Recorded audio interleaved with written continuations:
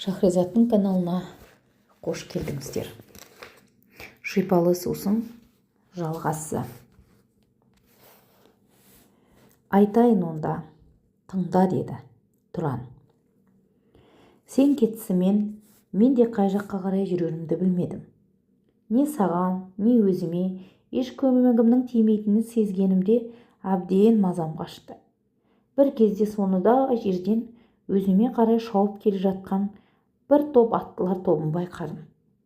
Сол мезгілде көз алдымда бір от жарқ ете түсті. Соңынан екеумізге кезіккен үңгірдегі қария тап болды. Ол маған саған қарай дереу жетуім керектігін айтып, сарайға жетісін мен не істеуім керектігін түсіндіріп берді. Анау келе жатқан аттылар Қоқан диюының баскесерлері деді. Міне осы мезетте ол мені шыбынға айналдырып, сенің қасыңа әкеп тастады.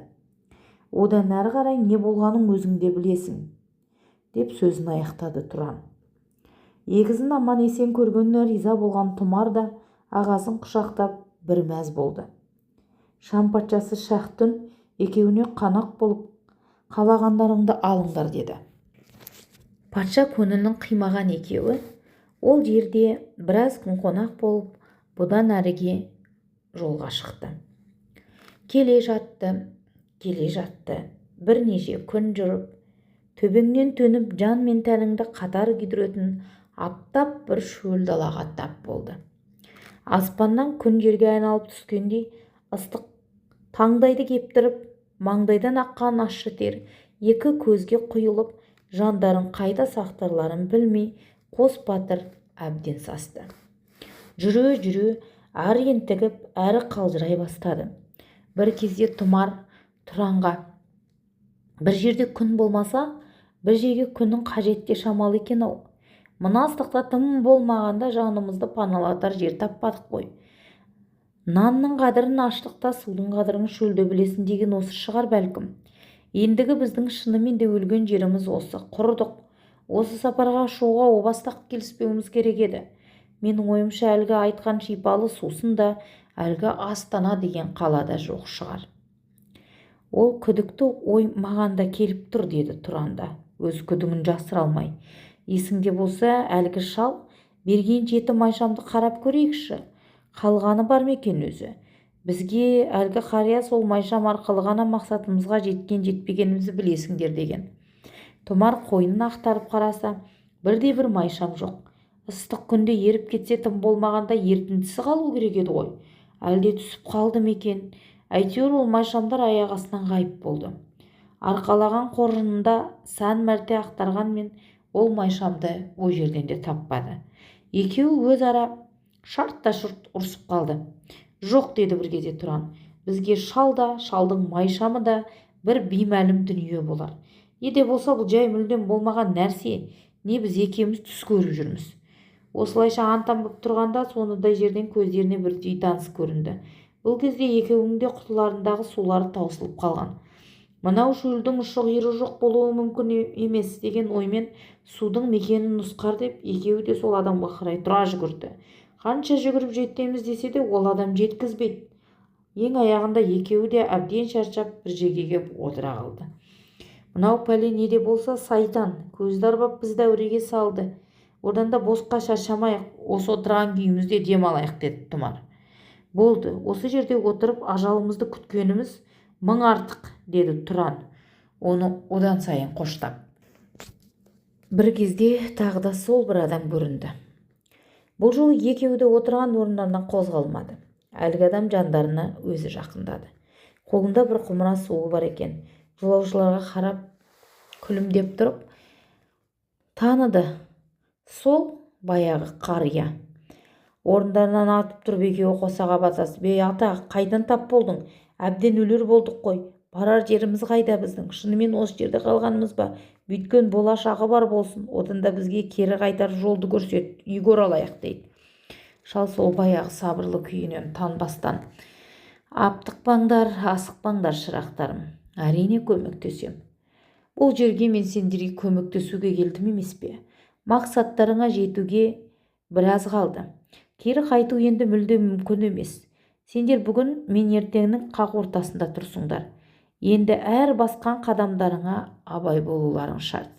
Анау жерде бір төбе бар. Қарайған көз ұшындағы бір төмпешікті көрсетті. Сол төбенің төменгі жағында есік табар. Бар жұмбақтың жауабы сол есікте. Міне мына жүзікті алыңдар. Жүзік те таныс. Сол баяғы гауһар көзді жүзік. Енді жолдарың болсын. Бұл жүзікті не қыламыз дегендерінше әлгі қария тағы да көз алдарынан ғайып болды. Екеуі енді кеп тағы да алға жылжыды. Шынымен де бір төбеден кейінгі алдарында кішкене пирамида пайда болды. Жақын келді. Пирамиданың күн көзімен шағылысқан жақпар тастары айдаһардың сыртқы теріс іспетті, қызылды жасылды болып, әр түрлі өрнекке өріліп жалт-жұлт етеді. Төменгі жағындағы есікті де тапты. Ішіне кіргендері сол еді. Алдарынан ақ самала шамдар бірінің соңынан бірі жарық жұрқ етіп жана бастады. Құдды біреу екеуінің осы жерге күні бұрын келерін сезіп, осылардың жолына арнайы жарығын төсеп жатқандай. Оң жақ толы қызыл жауынгер, сол жағында қару-жарақ тізіліп тұр, ал алдарында ұзыннан ұзын темір соқпағы жол. Соқпақтың екі жағы құз екен. Екі адам бірақ өтуге келмейді.